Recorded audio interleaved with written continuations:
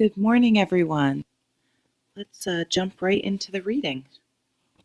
So the first card we have this week is the Eight of Swords. Sorry.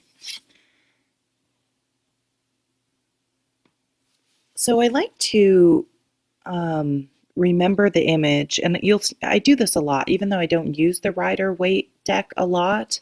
Um, a lot of books have those images in them, and I do. I had a deck. I lent them out, and I never got them back, but. Um, It has a very good image for this card that I use, and that is it shows a woman blindfolded with eight swords making a circle around her.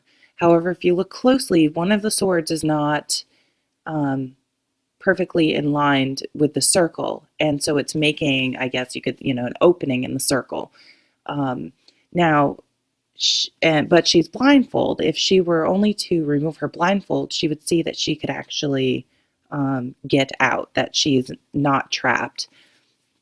And because it's a sword card, this really points to there is a block in your mind. Swords are thoughts that is keeping you trapped in this perceived situation that you're in. You perceive that you're trapped, but it's your perception and your own block in your mind that is keeping you where you are, whether it's a bad job, a bad relationship, um, preventing you from following your dreams, from um,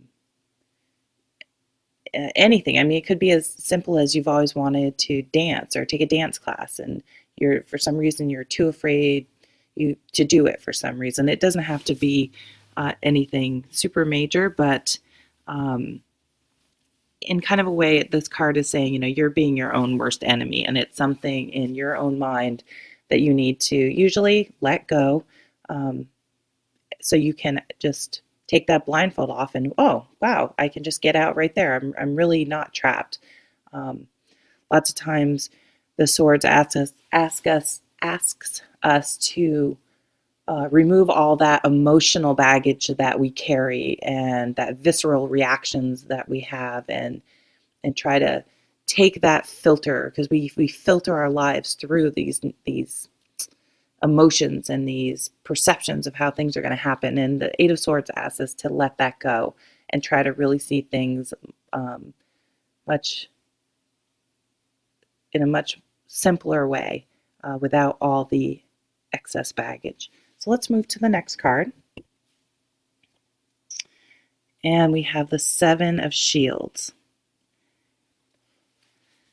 So this is a card that just in the last year or two, I've really got a really good sense of what it means. And for me, I was uh, just worried about my son, just the way parents do, feeling like, oh, are we going to get through this?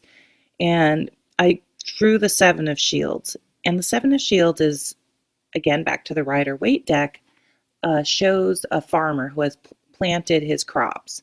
Um, and sort of the story behind it is no amount of wishing or hoping or begging or being impatient or nagging someone else is going to make those crops grow any faster than they're going to grow. It takes, there is a certain amount of time, and there's nothing you can do about it, and you need to just be accepting of that.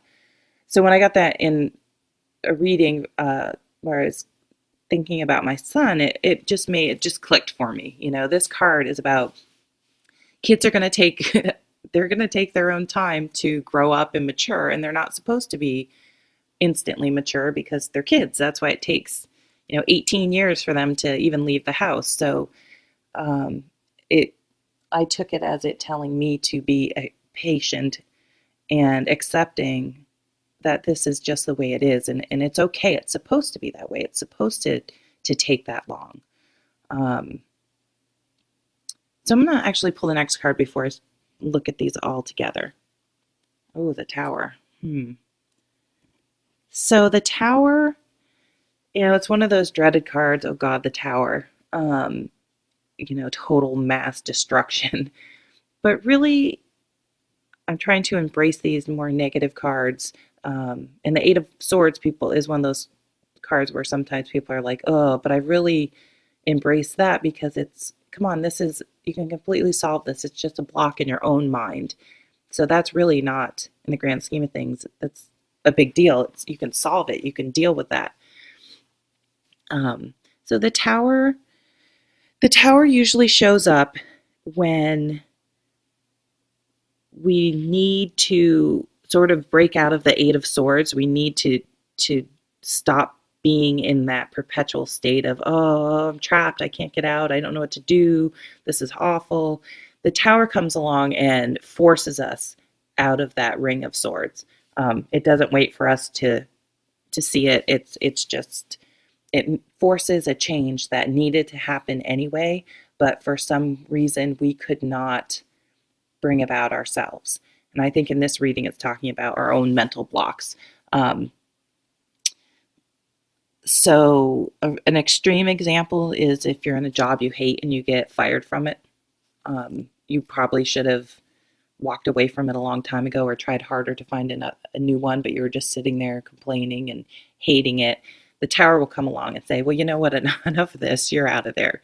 Um, It could be you're in a bad relationship and you're thinking of leaving, and you find out your spouse is cheating on you, or they come in and leave you, which, even though you wanted out, could be devastating. Um, so it does, the Tower does point to sort of a bigger event, but the real meaning behind it is that it will inside spiritually change you. And even though it might be painful, it will really strip down everything to what's important, and it will change your life and end up being in a very positive way. Um, perhaps you've been too materialistic and your house burns down. It'll, be very painful, especially, with things like pictures and stuff, to lose. But in a way, it may be very freeing to be released of all those material goods that you spent way too much time worrying about, and realize that your family was safe, hopefully your pets were safe, and that's all that truly matters. So it's a way of, it forces you to put things in perspective. Um, so looking at everything together,